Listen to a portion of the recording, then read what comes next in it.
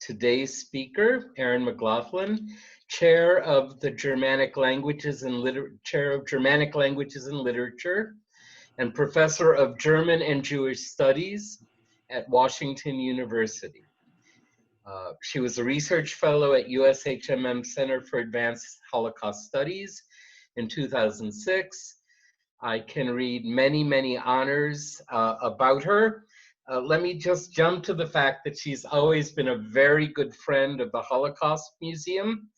You may know her from docent training, from her annual film intros, from her participation on the committee for the Feldman Institute, and also as part of the scholars group that we are going to for advice as we move forward with the museum expansion. So again, it's my pleasure to introduce Erin. Today her topic is Interpreting Eichmann. Thank you. Thanks, Dan. Thanks for inviting me again. I really always love talking to this group. It's such an engaged group. It's a pleasure. I'm going to share my screen because I have prepared a PowerPoint. So let's, for some reason it's not letting me share. This isn't good.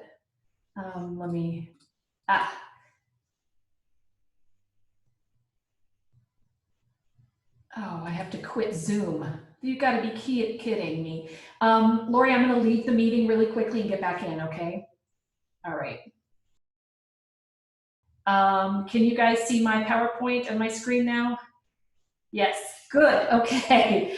All right, so I'll start now. So as Dan said, I'm going to talk about Eichmann, specifically interpreting Eichmann. And what I'm doing today is part of a chapter of a book that I have coming out early next year called The Mind of the Holocaust Perpetrator in Fiction and Nonfiction. And in that book, I'm really looking at how writers and journalists and intellectuals are trying to imagine the mental space, the psychology of perpetrators. We tend to think of perpetrators as sort of one-dimensional evil devils, and a lot of people have tried to kind of figure out what their motivations and their psychological profiles have been. So that's what this book is about, and what I'm going to do today, of course, is talk about one part of this, which is Adolf Eichmann. This, by the way, the cover of my book, that's a painting of Eichmann that painted by a Austrian Holocaust survivor, Adolf Frankel, who has an amazing gallery of his works in Vienna. So apart from Hitler, the most thoroughly documented and analyzed perpetrator of the Holocaust has been Adolf Eichmann. Eichmann was this notorious SS bureaucrat of the kind of mid-level who played a central logistical role in the deportation of Europe's Jews to the National Socialist ghettos and killing centers. Because of the global attention commanded by the spectacle of his trial, and on account of very high-profile analyses of the proceedings, and the most prominent of these analyses is, of course, Hannah Arendt's Eichmann in Jerusalem from 1963. Eichmann has become an icon. He's really, an entire mythology has developed around him. At the same time, however, Eichmann's extraordinary notoriety is a bit perplexing, particularly given the characterization of him that has taken root in the public imagination, above all as a result of Hannah Arendt's work, in which she declared him, quote, an average, normal person, neither feeble-minded, nor indoctrinated, nor cynical, end of quote. So this notion of Eichmann's alleged normality, which Arendt famously referred to as the banality of evil, reflects two contradictions. Not only does the particular form of evil represented by Eichmann deviate radically, as Arendt argued, from conventional notions of criminality, his exceptional infamy is at odds with his seeming ordinariness. with his intermediate rank and with his somewhat secondary, although certainly not trivial, role that he played in the genocide of Europe's Jews. So despite these contradictions, or maybe even because of these contradictions, Eichmann continues to fascinate scholars, intellectual artists, the public in general. And we're really interested in plumbing the depths of this idea of his normality, looking for answers to questions that really resist easy clarification. There's been an extensive dialogue that's developed on Eichmann in the decades since his trial, which really constituted a watershed moment in the revelations of the crimes of the Holocaust, and one of the only trials to also feature the direct testimony of a perpetrator.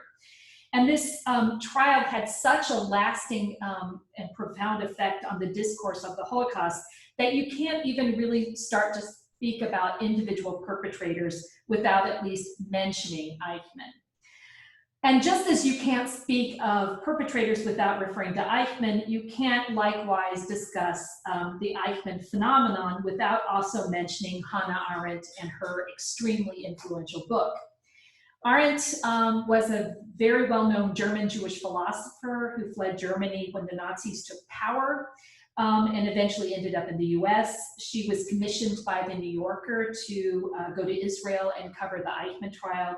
And then she published 3 very lengthy articles in the New Yorker that then appeared together in book form. I'm going to spend a little time talking about Arendt's book here, but I'd also kind of like to situate her 1963 assessment alongside 2 other notable biographical portraits that emerged from his trial, and that appeared shortly after the trial. And the first is, sorry, go back to my PowerPoint. The first is Harry Mulisch's Die Zack 4061 in the Reportage, which appeared in 62, but was translated finally in English in 2005 as Criminal Case 4061, The Trial of Adolf Eichmann, an eyewitness account, and William L. Hull's 1963 book, The Struggle for a Soul. So together, these 3 books, all of which were published around the same time, attempt to interpret Eichmann from his self-presentation at his trial and in public meetings. And when you look at them together, they kind of give a kaleidoscopic lens on Eichmann, very different perspectives that kind of give a very broad profile of who Eichmann was. And when I read them, I find them helpful not for determining who the real Eichmann was. I mean, that's really hard to determine, but for demonstrating the ways in which contemporaneous observers of Eichmann's testimony at the trial tried to infer sort of a coherent cognitive and emotional profile from his statements, from his physical appearance, and from his behavior. So I'm really looking at the 3 of these books and how they try to explain who Eichmann was. So just to give you a quick biography of Eichmann, I took this from the US HMM Holocaust Encyclopedia, so just I want to run through it quickly. Eichmann was born in 1906 in Solingen, Germany, and he grew up in Austria. He joined the Austrian National Party, National Socialist Party, and the SS in 1932. These were outlawed in Austria at the time. When the Nazis came to power in 1933 in Germany, he fled there and he joined the SD, the security service of the Nazi Party. In the mid-1930s, he engaged in surveillance of Jewish organizations and even styled himself as a sort of expert on Zionism and Jewish affairs. He always claimed he could speak Hebrew and Yiddish, although he couldn't. After the Austrian Anschluss in 1938, Eichmann went to Vienna and worked to organize a central office for Jewish immigration there.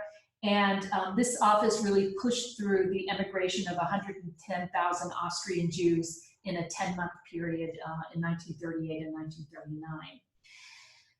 Shortly after the outbreak of World War II, Eichmann and his staff began arranging for Jews to be concentrated in ghettos in major cities with the expectation that they would be transported either further east or overseas when there was still a plan for overseas.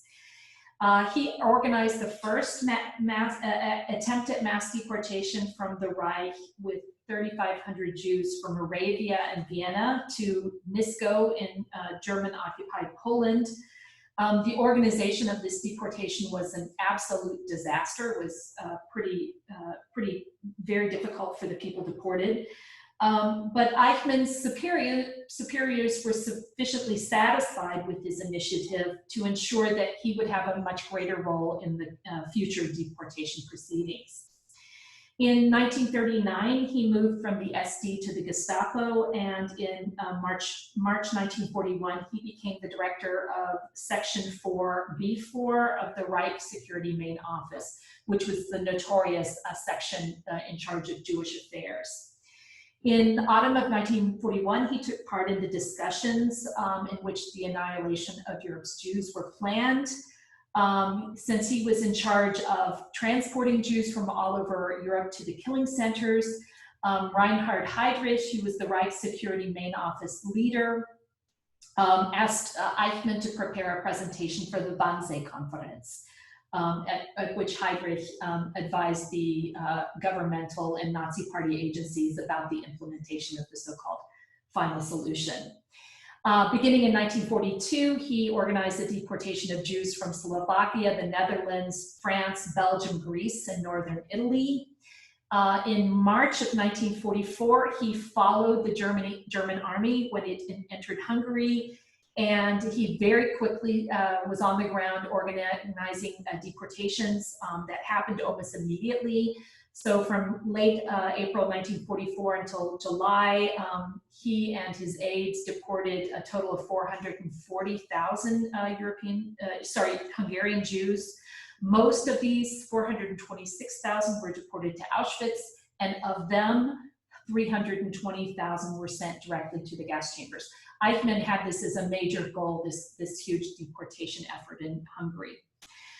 After the war, Eichmann, that's his picture in 1942, and that was his official portrait. That's the portrait you often see of him. And that's the portrait actually that the survivor based his painting on. After the war, Eichmann found himself in US custody, but he escaped in 1946, and he eventually fled to Argentina, where he lived under a number of different aliases, the longest of which was Ricardo Clement. He brought his family over to Argentina, and he lived there quite peacefully. In 1960, agents of the Israeli Security Service, the Mossad, abducted him and brought him to Israel to be tried. His trial took place from April to August 1961. In December of 1961, he was found guilty of crimes against the Jewish people and was hanged in midnight between May 31st and June 1st, 1962. So that's his biography. That's the facts we know about him. What I'm interested then is looking at how these different writers have kind of figured out what made Eichmann tick and who he was. So first I want to start with Hannah Arendt's Eichmann in Jerusalem. Many of you probably read it or read parts of it. It really is the most famous analysis of Eichmann's role in the Holocaust, and some people take it as the Bible on Eichmann. But what's interesting about this book is it aims only partly on Eichmann's character. The scope of her book is way broader. She describes and critiques the trial, the judgment, and Eichmann's execution. She analyzes the political ramifications of the trial and the juridical ramifications. She tracks his years through his career in the Reich.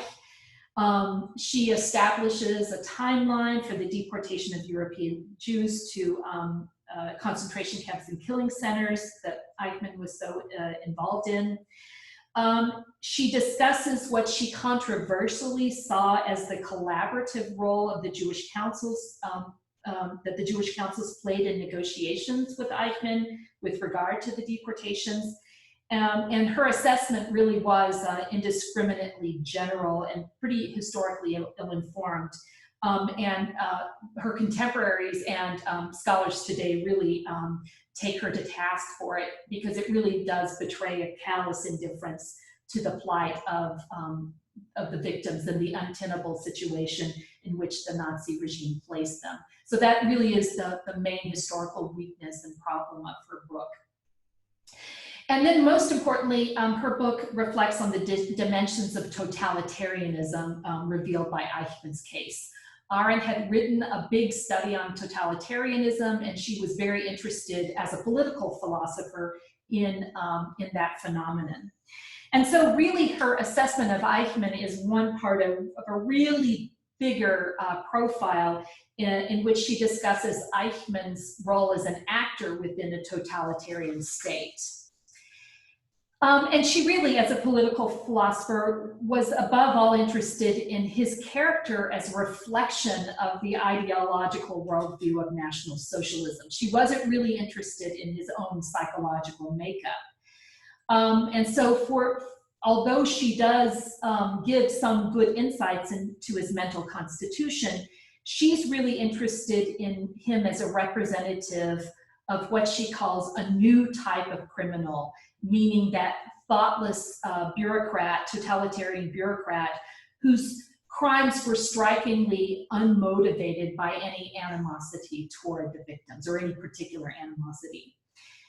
Arendt saw Eichmann as representing a uniquely modern kind of evil that really resists our conventional notions of evil as malevolent or monstrous or criminal, and as they're embodied in, for example, the Shakespeare villains Iago, Macbeth, and Richard III. These are three figures that she compares Eichmann to, and she says those are what we think of as evil. Eichmann doesn't rise to that level.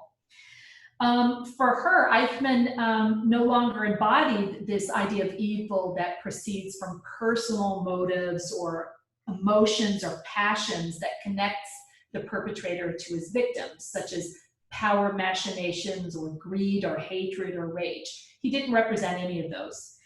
Rather, the evil that he embodied came from his unquestioning identification with the totalitarian state's program of persecution and his own self-important role within it, which was really characterized by a very abstract, depersonalized relationship with his victims, an obtuse lack of interest and empathy for their fate, and an absence of moral imagination that would have allowed him to have considered taking any other action that opposed the state's genocidal objectives.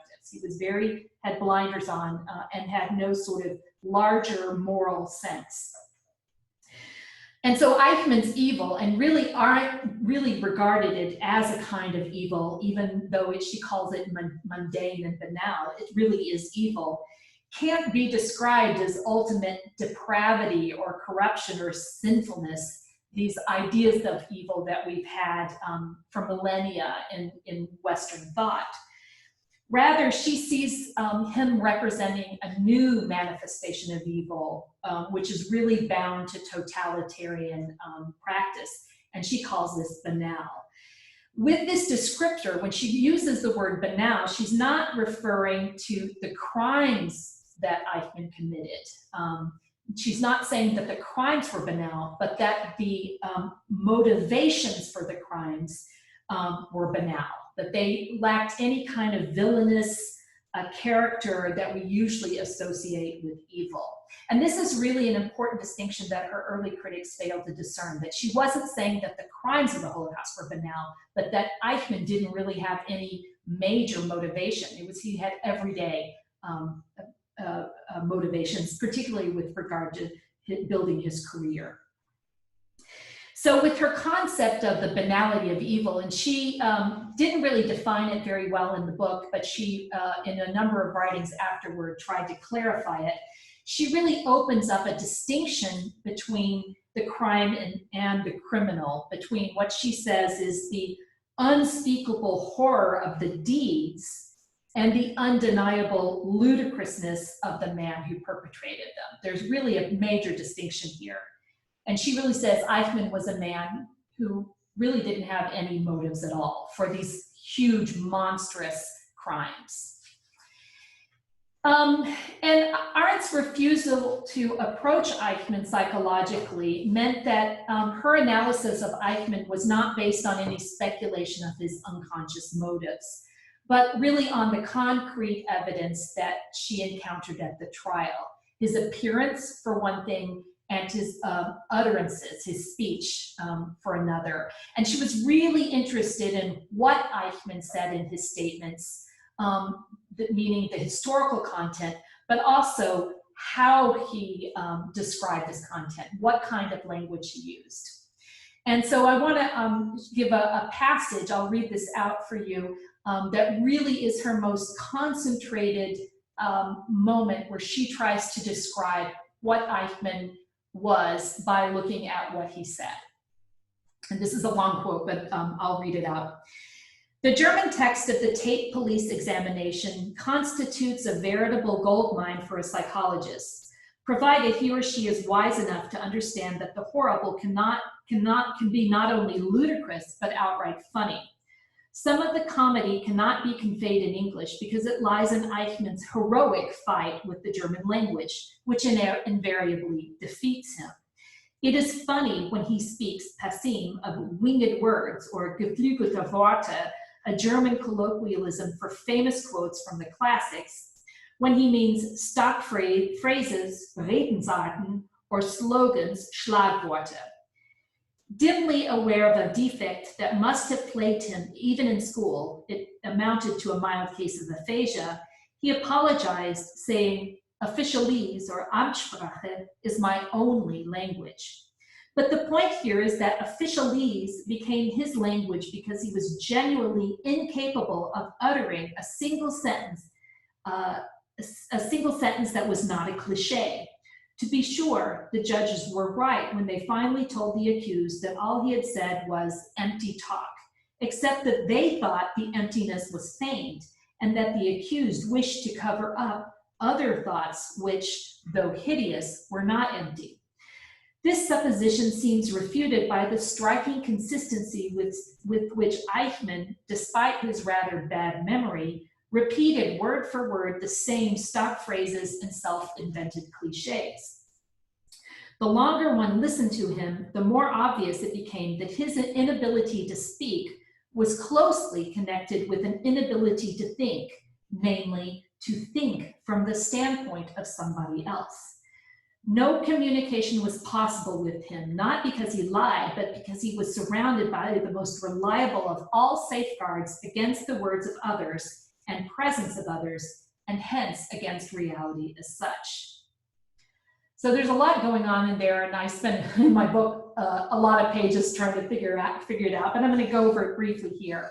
So like the Israeli judges who commented on his sort of very routinized language, Eichmann recognizes this kind of ritualistic or repetitive language. The judges called it empty talk, and she calls it cliche. But the judges felt that he was using this empty talk strategically in order to disguise more complex and more mendacious motives. Arendt, on the other hand, was convinced that he exercised his ridiculous and noticeably repetitive language in order to contrive the depths that in reality didn't exist. So in order to seem much smarter and more thoughtful than he actually was. And also in order to play this role of the principled and scrupulous functionary who was being called to account for situations in which, in his opinion at least, he had behaved impeccably. So he's using this language to kind of perform this thoughtfulness, this person who has a moral conscience. And his verbal expression really, though, as Arendt says, was a kind of script. It consisted of stock phrases that he recited word for word in different contexts. And it was used to denote some kind of emotional or cognitive depth that allowed him to convince himself and others that he possessed a conscience and a moral framework for his actions. So he's trying to make it seem like something's there when nothing's there.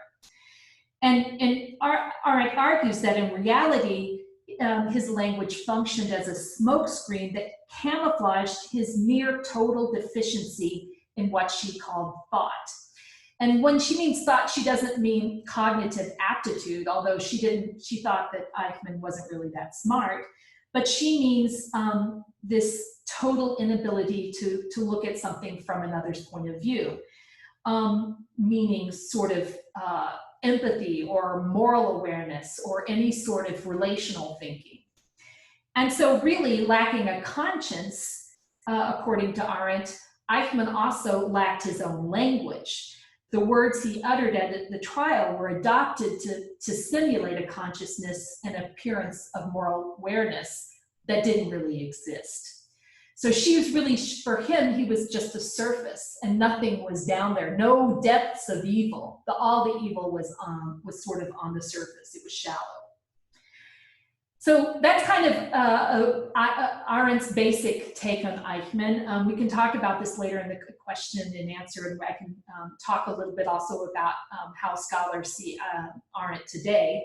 But I'm going to move on to the next book, which is Harry Mulisch's Criminal Case 4061.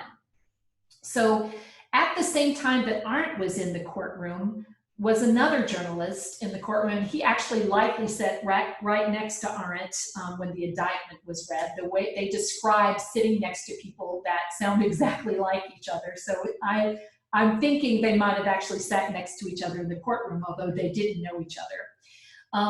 And this was Harry Mulisch. Mulisch was a Dutch novelist who would become one of the most important post-war writers in the Netherlands. Like Arendt, he wasn't really a journalist, but he was assigned to cover the trial for the Dutch weekly Elsevier's Weekblad. And he really saw this as an opportunity to probe questions about the legacy of Nazi crimes in the Second World War, which was sort of his abiding fascination. He collected all his dispatches from the trial along with diary entries from that period, and then he published them in 1962 as Die Zaak 4061. A year later, Arendt's Eichmann in Jerusalem appeared, and Mulisch sent her a copy of his book, which had been translated into German, and he noted that there were quite a number of similarities with the book. She also wrote him back 2 weeks later and agreed that there were similarities, and even mentions him in her book. So there are some convergences between their two accounts. Both of the writers are really interested in how the trial shapes Israeli Holocaust consciousness and also sort of larger international discourse on Nazi crimes. They're both interested in the very theatrical nature of the trial.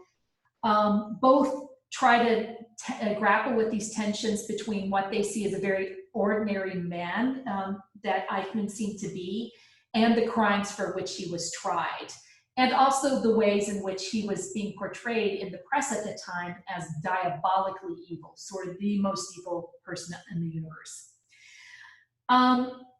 They also overlap in their conclusions about Eichmann's character. Arendt saw in Eichmann, as I said, a new type of criminal, and she stressed his thoughtlessness and noted that he was not Iago and not Macbeth, but the opposite of these evil characters. Mulisch similarly tries to pin down Eichmann's normality and how he diverges from cultural and historical models of evil. And he really emphasizes Eichmann's smallness.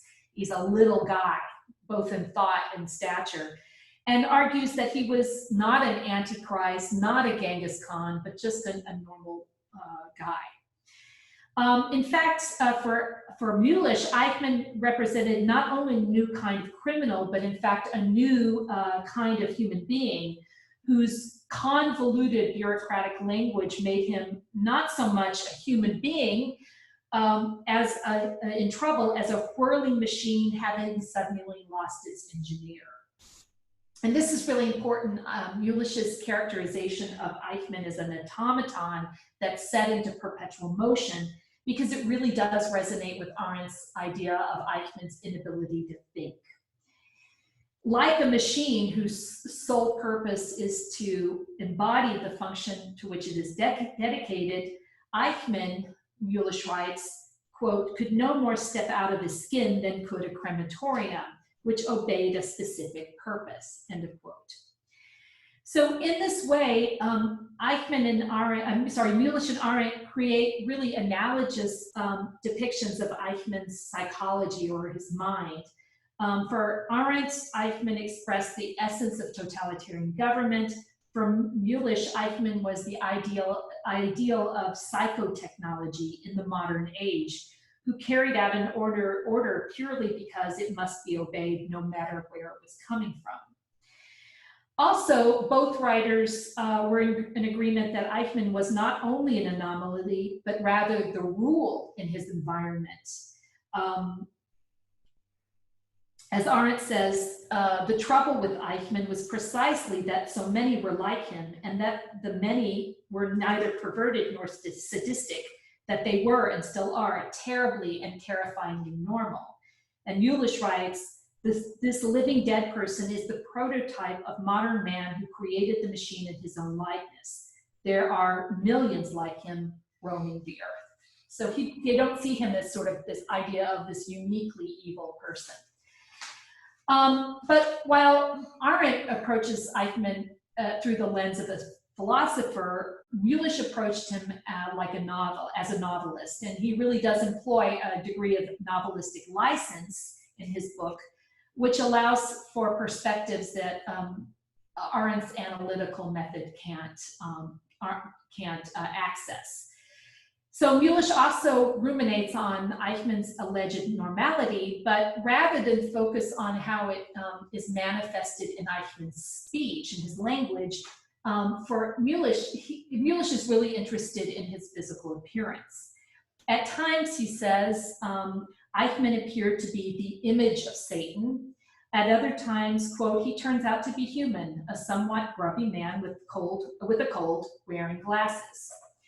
So he's really interested in what this means to look evil. And so he does this brilliant exercise in exploring this contrast between sort of malevolent evil and everyday mundane evil, as it's embodied in Eichmann's appearance, in an article entitled The Two Faces of Eichmann, which was written in March 1961, a month before the trial began. And this was a moment when global speculation about Eichmann's character was at its peak. People were trying to figure out who he was, and lots of articles were being written. So what Eichmann does, what Mulisch does, is he explores a photograph of Eichmann taken in 1960, shortly after his capture in Argentina by the Israeli secret police. And in this photograph, you can see half of Eichmann's face, half of it is bathed in light, and the other half is cast in shadow and thus distorted. It's an actually very interesting photo. But rather than interpret this photo, what Mulisch does is he proposes a kind of thought experiment, or what he calls a little trick. What he does is he bisects the photo and then takes each half and constructs a new photo from its mirrored images. So you can see here from the left half, he takes the other half and puts it together to make a symmetrical image for each side of the photo. And this he calls figures 2 and figure 3. And so figure 2 presents Eichmann as fully illuminated, and the other presents him fully in shadow. So with these two manufactured photos, which he tells us are portraits of men who have never existed and who never will, Mulisch really explores the dualism that characterizes the public discourse on his character, on Eichmann's character. His initial interpretation of these two fabricated images follows conventional interpretations related to physiognomy. And physiognomy is the practice of assessing a person's character or personality from their outer appearances. Such practices associate, for example, even symmetrical features with psychological harmony and distorted exteriors with interior deformation. This used to be this was a science that actually contributed to the racial science of the Nazis. It was sort of linked to that. It was considered a science in the 19th century, and of course is completely debunked, this relationship between one's features and one's personality. But what Mulisch does is he starts off saying, okay, the first impulse is that this is the real Eichmann in figure 3, the barbaric, twisted mug of the mass murderer. Figure 2, on the other hand, is very human, a calm face, serious eyes, and a glimmer of a smile around his mouth. This is sort of conventional physiognomic interpretation. But Mulisch very quickly questions this simple interpretation. He says, do modern murderers really have such frighteningly distorted faces? And he answers his question in the negative. The face in figure 3, he reasons, does not really resemble the actual Eichmann, whose likeness is rather to be found in figure 2, a factor that undermines the theory that figure 2 is the human and 3 is the beast. Moreover, the disfigured face exhibited in figure 3 cannot be seen as embodying this distilled evidence of Eichmann's crimes. For Eichmann's transgressions, according to Mulisch, were not that of the conventional evildoer, but rather that of what he calls the mechanical order receptor, a fully modern murderer whose lack of conscience leaves his face unlined and grimace-free. So reading against this grain of physiognomic interpretation, Mulisch sees the pleasant, more human face presented in figure 2 as representative of Eichmann, the technological bureaucrat of genocide, while the face featured in figure 3 reminds him rather of a Buchenwald survivor he met while touring the site of the former concentration camp. He says, the man who showed me around was the spitting image of figure 3, except his nose was smashed in addition. He was not an ex-camp bully, but one of the oldest prisoners. At the start of Buchenwald in 1938, he was brought in as a communist. He had been through everything. So in the survivor space, that is in the likeness in figure 3, Mulisch sees the physical manifestation of the violence the man endured during his time as a prisoner. In his view, the face in figure 3, like the one in figure 2, functions as a kind of archive of the crimes of the Holocaust. But while the face in figure 2 is a record of the perpetration of the crimes, the one in figure 3 is a record of the suffering caused by them. So, but he really proposes a much more nuanced reading of these photographs, and he writes further, I believe we will be getting closer to the truth if we see the witness in figure 3. Figure 3 is the face that sees what the man in figure 2 does. Figure 2 is the slick, unmoved, merciless face of the killer. Figure 3 is the face that observes the killing, filled with horror. Or if figure 2 is Eichmann, then figure 3 is the face of the world watching him at work.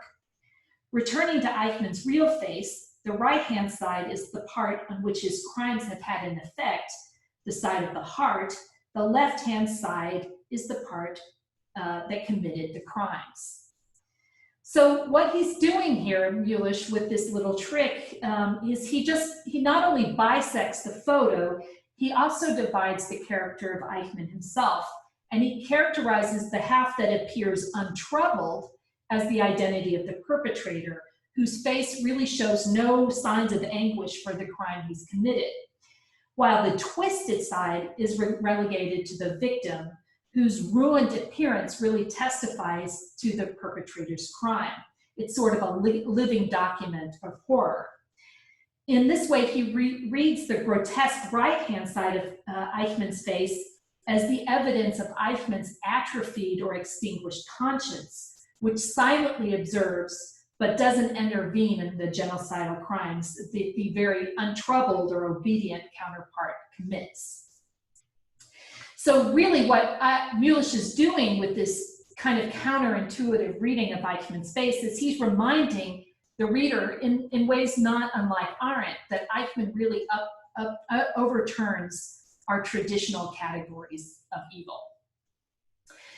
So now, moving on from Mulisch, I'm going to go to the third writer, and that is William L. Hull in his book, The Struggle for a Soul. So also sitting in the courtroom with Arendt and Mulisch during the Jerusalem trial was William L. Hull, who was a Canadian Christian minister and founder of the Zion Apostolic Mission in Israel.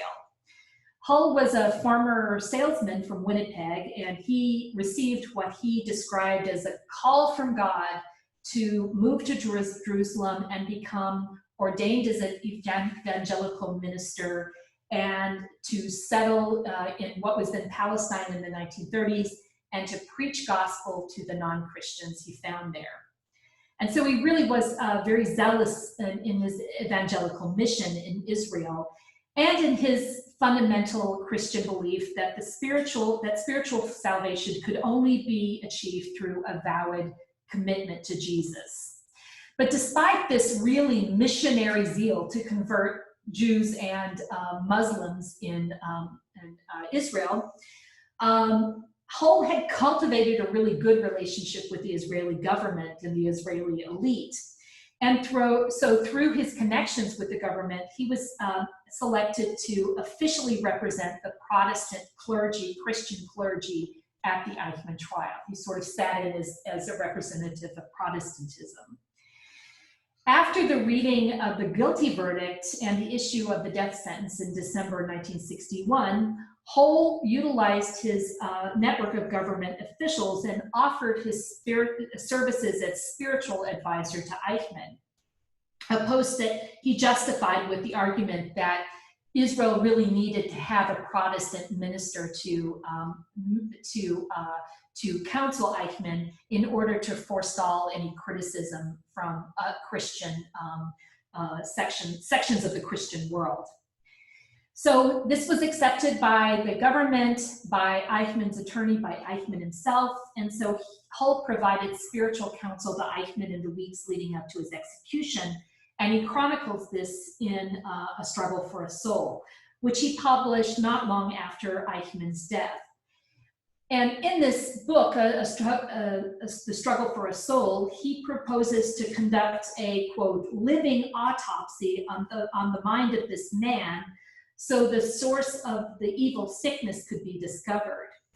He sort of sees his reading of Eichmann's character as a kind of public service, since, quote, the world is entitled to know how a living human being could yield himself to be used as such an awful instrument of destruction, end of quote. So with his book, Hull is really interested in reporting on his attempts to bring Eichmann back into active faith in Jesus Christ. Eichmann was raised in Protestantism, in an evangelical branch of Protestantism, but he had left that behind when he joined the Nazi Party. So Hull was really interested in him, quote, bringing him back to Jesus. And he admits already at the beginning of the book, he failed at this task completely because Eichmann, although Eichmann was a firm believer in God, he rejected the fundamental tenets of Christianity and died without pledging any kind of faith in Jesus. So The Struggle for a Soul depicts Hull's frequent meetings with Eichmann as a kind of desperate battle for the soul, a kind of last-minute intervention to preach the gospel to Eichmann in order to rehabilitate his soul and to save him from eternal damnation. And his book, in some ways, it accords with what Arendt and Mulisch say with regard to Eichmann, especially his personal characteristic. It also stresses that Eichmann was a very ordinary man. It talks about how Eichmann used very convoluted language that didn't really express much. And he talked about Eichmann's role as a kind of tool in the National Socialist genocidal machinery. But at the same time, Hull departs radically from Arendt and Mulisch in his understanding of the kind of evil that Eichmann represented. For Hull, the type of evil embodied in Eichmann was the, quote, horrible revelation of the power of Satan, whom Hull sees not as a metaphor for the general human tendency toward immorality, but he really sees Satan as a concrete force that seeks to foil God's reign on earth by actively intervening in human affairs and by recruiting followers to his cause or its cause.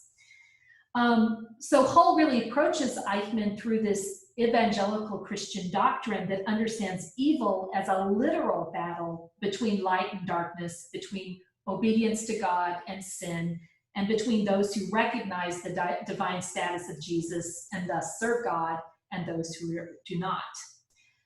Hull and his wife Lillian, who served as his interpreter, met with Eichmann more than a dozen times between April and May 1962. They were with him on the night of his execution.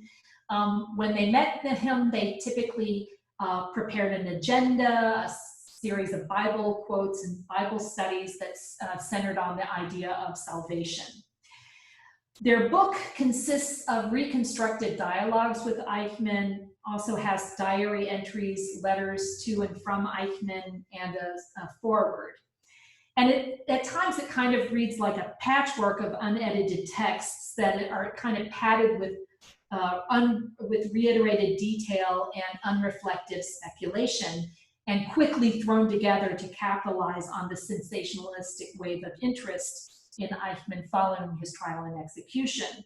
And the fact that the book appears less than a year after Eichmann's death really leads credence to the idea that he was trying to kind of publish a tell-all that would sell, be a bestseller.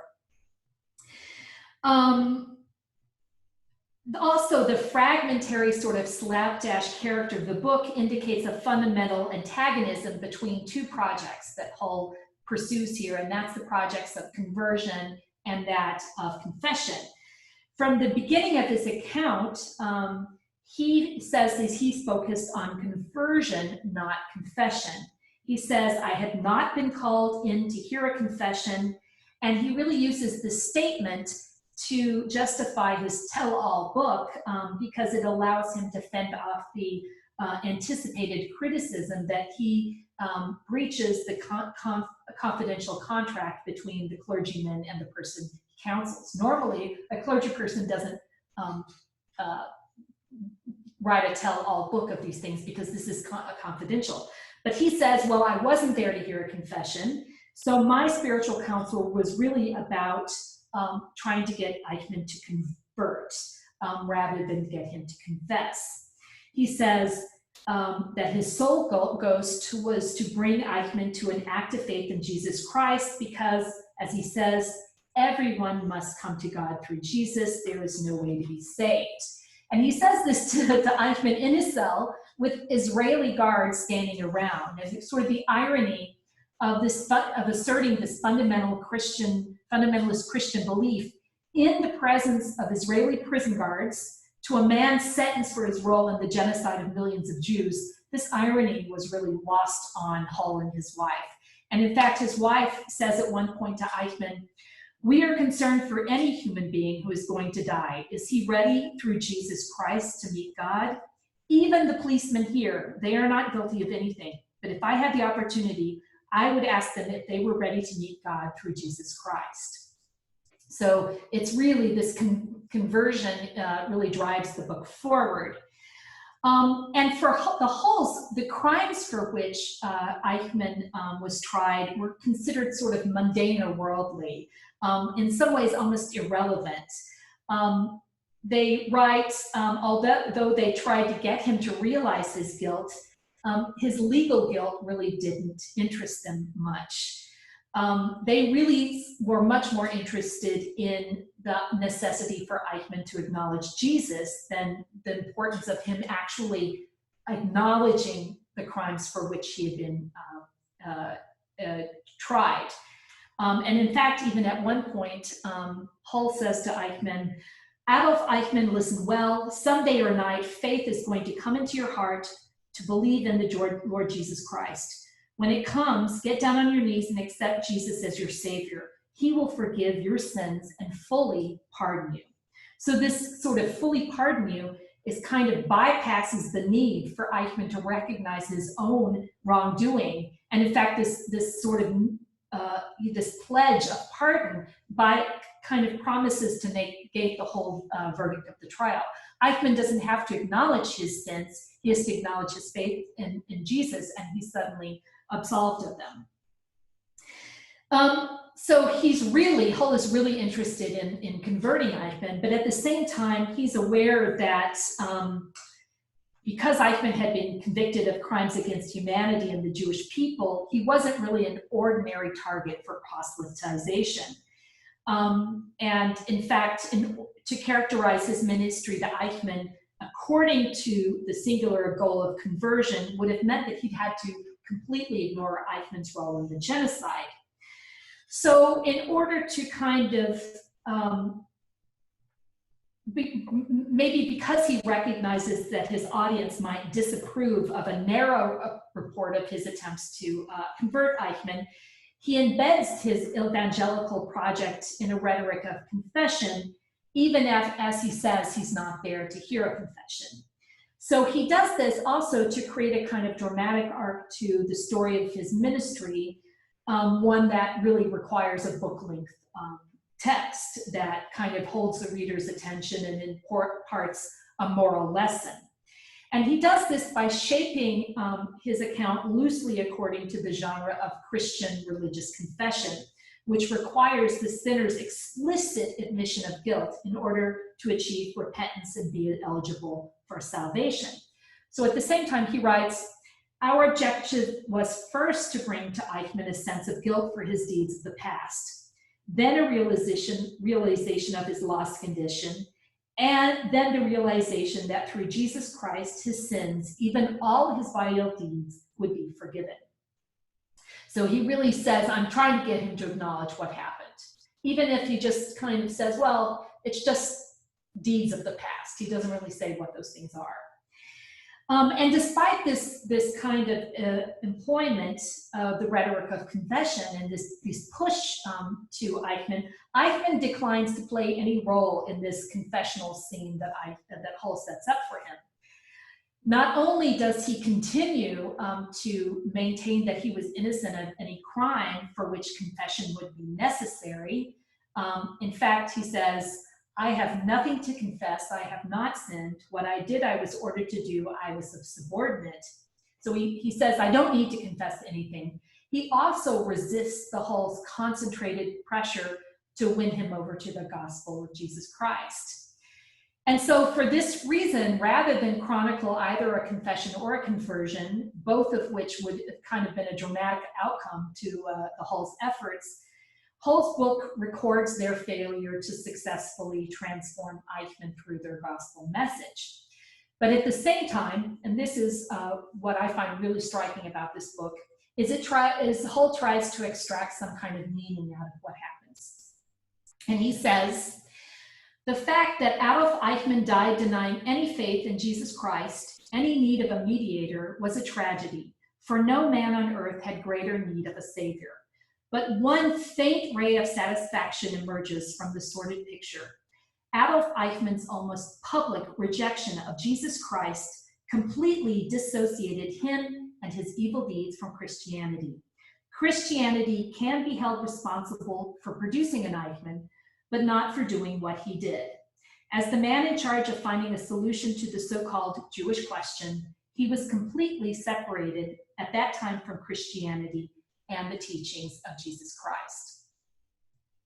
So even though Hull cannot provoke Eichmann into expressing faith in Jesus Christ, he kind of he's able to derive a little solace from this refusal.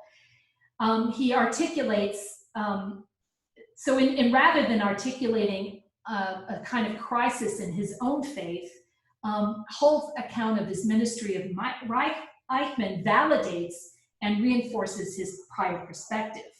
he sort of characterizes Hull's refusal to come to Jesus under a sort of redemptive script that takes two different forms, misfortune and fortune. So on the one hand, he says that Hull's failure to acknowledge Jesus is a tragedy. And apart from the indecency and absurdity of designating Adolf Eichmann's fate as tragedy, after all, Eichmann had a legitimate court trial, whereas his victims were murdered without any sort of justice, right? Hull's framing of this failed ministry as tragedy elevates this encounter that he had with Eichmann to sort of a literary status and gives a kind of coherent closure to the story of his misguided efforts to rehabilitate Eichmann's soul. He sort of holds it up as something that still is worthy of literature anyway. On the other hand, he also is able to transform this failure into a kind of success, in that his interpretation of Eichmann's refusal to come to Jesus functions as kind of a surface projection for that which Hull really desperately yearns to locate in the Nazi war criminal, but is also relieved not to find, which is a Christian conscience. Further, this allows Hull to perform a blanket exoneration of Christians and Christianity for the brutal genocide of millions of European Jews, an absolution that brazenly disregards the intimate involvement in mass murder of many, many thousands of self-identified Christians in planning, implementing, and supporting the Holocaust. So what's interesting about this is even though Hull is not able to get Eichmann to come to Jesus, he is able to see in the end his mission as triumphal because he basically is able to claim for Christianity a state of unconditional absolution and not a state of lack of responsibility for the Holocaust in total. So while Hull's book, with its really dogmatic perspective, is not nearly as insightful and penetrating as the portraits by Eichmann and Mulisch, together the three of them really offer an interesting composite portrait of Eichmann. All three of these observers share a common vantage point in space and time, meaning the gallery of the courtroom during the trial, but each one has a very different frame for understanding Eichmann. Arendt interprets Eichmann through his verbal testimony. She focuses on what she hears and what she reads. And she really sees Eichmann's mind as a superficial byproduct of this very banal language that he employs in order to generate the effect of a thinking or ethical self. Mulisch, by contrast, is drawn to Eichmann's face as a kind of text that can be read and interpreted, and at the same time is skeptical of any conclusions that you can make on physical features and expressions. Hull, the Pentecostal pastor, sees Eichmann as a sort of evangelical commodity. In his very zealous focus on the state of Eichmann's soul to the exclusion of all other questions, he reduces the complexity of Eichmann's criminal identity to the status of a wayward, sinful soul in desperate need of evangelical intervention. So each of these three figures, Arendt, Mulisch, and Hull, approaches Eichmann with a distinct set of questions and a particular understanding of the nature of evil and the mindset and motivations of the persons who perpetrated it, but they filter their perceptions of the perpetrator through their own unique frameworks of interpretation.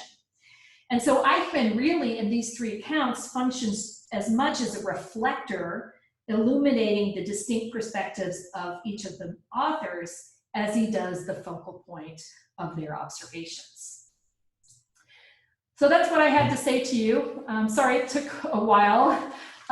So I'm happy to talk to you about anything that, any questions you might have or anything you want to talk about with regard to Eichmann. Let me stop sharing my screen so that I can see you all. And you can see me. And I'm happy to take questions. This is Nancy. This is Nancy. This is fascinating stuff. Thank you so much. You did such a great job. You know, but I think that evil is so unfathomable that we're always trying to understand it. You know, they came up with some fascinating conclusions that you said were all kind of a different perspective. I'm wondering, is there anything we can extrapolate from what was learned about and written about Eichmann to the greater population in Germany? Because there were, you know, millions of people who were not, you know, didn't have a leadership position, but they either, you know, did nothing or were complicit or were bystanders or, you know, did horrible things, whatever. But, you know, to explain how, again, large numbers of seemingly, quote, normal, you know, people could, you know, do what they did or do nothing to stop it. Yeah, I think this shows the limits of being able to extrapolate from one person to an entire society. And that was really the problem of these books that came out in the 60s and the understanding in general of Nazis through the 60s, 70s, and this started to change in the 80s and 90s, is this idea that these figures, that by looking at these individual figures, you could somehow understand the phenomenon. And I think what we're learning is that certainly psychology plays, for individuals, plays a role in whatever we do. But if we're looking at mass participation, mass acceptance of crimes, we really have to look more at sociology and look at larger behaviors of society rather than at one particular guy. I mean, the one thing that Eichmann does show us is that Eichmann wasn't this like wizard, you know, with like, you know, or, you know, sort of a guy with horns. He was a guy who had children and he loved them, was very fond of his children. And he was really he was really interested in his own career. What we do know about Eichmann that I think is helpful is Eichmann was profoundly lacking in empathy, profoundly lacking in moral imagination, and as Erin said, in any kind of sense of what the experience of another is and what it might feel like. And so certainly we know in our own day that a lack of empathy can translate to some pretty serious consequences and policy consequences. And so I think that's one thing that we can still pull from this in general, is that if you find people who have a lack of empathy and put them into particular positions, they can take that road down, you know, toward totalitarianism or oppression, and they can go pretty far down that road. Erin, hi, this is Mark. I'm wondering if they let him off the hook in a way, because I don't know what motivated him, but my question is, was he not just motivated by the idea of being of advancing his career and being recognized as a leader by peers and by others within the organization, but also by money? What was he, when he organized the deportation of the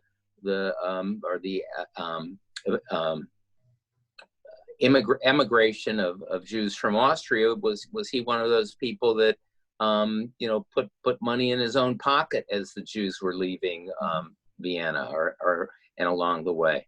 I mean, I believe that Eichmann certainly enjoyed some of the luxuries associated with this position. I have not read, and I don't believe historians have been able to pinpoint him secreting away lots of funds in the special accounts or anything. So if anything, he probably delivered a lot of that money to his superiors in order to show, you know, he was very interested in being seen as one of the leadership and competent.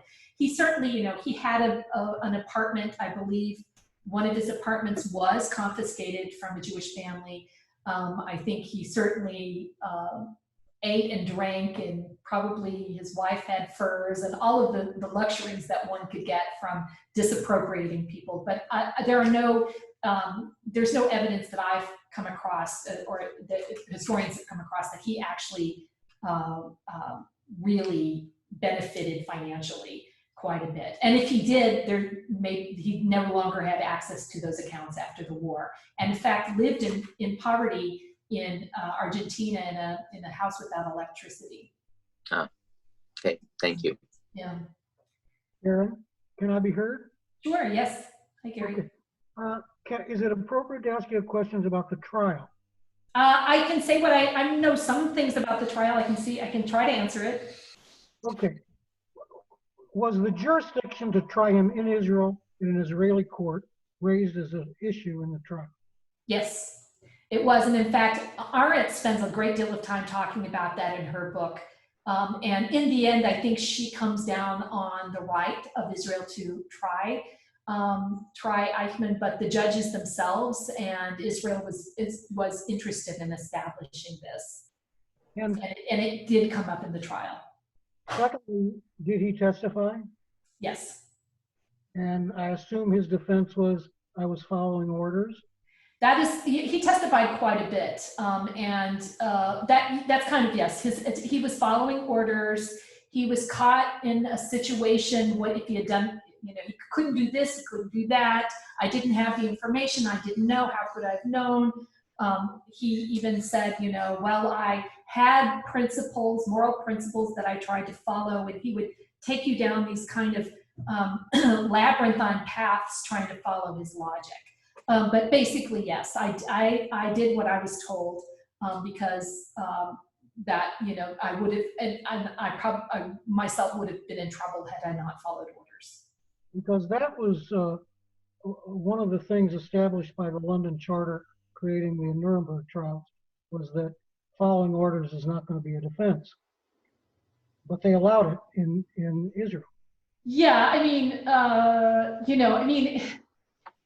I'm, and this is where you really need to read legal analyses of the trial. I don't believe his defense attorney took it as a major strand of defense, but Eichmann certainly said those things. When the judges would ask him questions directly quite a bit, and he would answer and say in individual moments, well, I was just following orders. But of course, there's quite a lot of evidence that Eichmann was innovative in his role and found new ways to and creative ways to carry out the orders. So he went beyond orders, certainly. And I think certainly his participation in the deportation of Hungarian Jews shows this. He went to Hungary and he drove that machine forward, the deportation. It was the driving force behind it. Not to say it wouldn't have happened, but he made sure that happened almost immediately. May I ask? Thank you, Erin, for that. So even though he was just an ordinary man with a particular zealotry toward National Socialism in a totalitarian sort of way, you just said that he was kind of creative about the way he carried out his job. So let's say he wasn't, if I may say, a genius like Goebbels was with his particular abilities, but does this mean that there was something really that was special about Eichmann, or are you just saying that they could have given that job to any one of a number of zealot Nazi sympathizers who might have carried it out just as well, if not maybe better? And what to say about our time? Don't we have a lot of people who are just ordinary and times that are maybe conducive to that sort of behavior? I think it's, if you employed, if you got 10 middle managers and put them in a role, probably 2 would really come up with new efficient ways of whatever that role is to do. And that's what Eichmann did. He found new efficient ways to carry out his role as a middle manager. I think he didn't have that, Goebbels had that larger overview and sense of the purpose of what he was doing. Eichmann was given a task, and he wanted to be seen as an expert. That's why he chose Judaism pretty early as sort of the thing he would be an expert on, and it gave him a career. And I think he was interested in enhancing those things that made him seen that way. At the same time, I think Eichmann also had a particular, I mean, it's hard to say zealotry. I mean, there have been a couple of books that have come out recently, really brilliant books. One is a woman named Bettina Stagnate, who reads and Eichmann wrote thousands of pages in his own lifetime of writing. So she reads all tens of thousands of pages of documents, writings, and she really comes up with the idea that Eichmann is a performer. He performs what people expect him to be. So for the Israeli judges, whom he thought would really respect him if he performed this really confident functionary, that's what he performed. And he downplayed any sort of anti-Semitic zeal that he had, which is why Arendt doesn't think that he's particularly anti-Semitic. She doesn't disagree that he's anti-Semitic, but she doesn't see that as a driving force. Others have said it was a greater force than maybe she supposed, or that he even betrayed at the trial. He acted at the trial as if I was just doing my job, and I liked Jews. I tried to learn their culture. You know, I had no problem with this. So there are a lot of people that said Eichmann was very good at performing what people wanted from him. And so at the trial, he's in front of these judges, and he's trying to be the upstanding kind of conscientious bureaucrat that he thinks the judges will appreciate.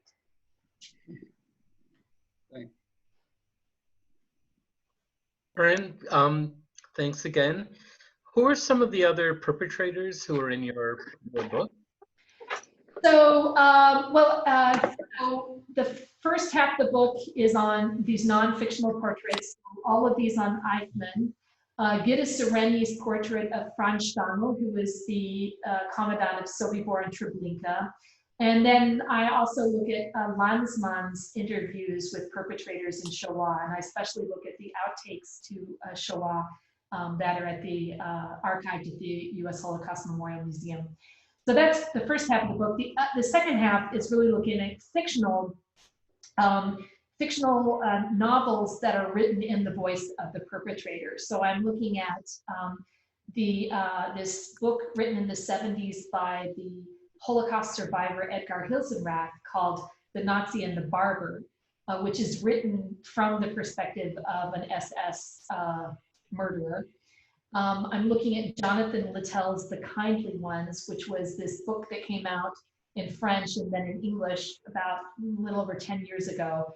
1,100-page book. I've read it like 3 times. I'll never read it again. It's too much. It's too long to be in the mind of a perpetrator. And then I look at 2 books written by Martin Amis. One's called Time's Arrow, and the other is a more recent one called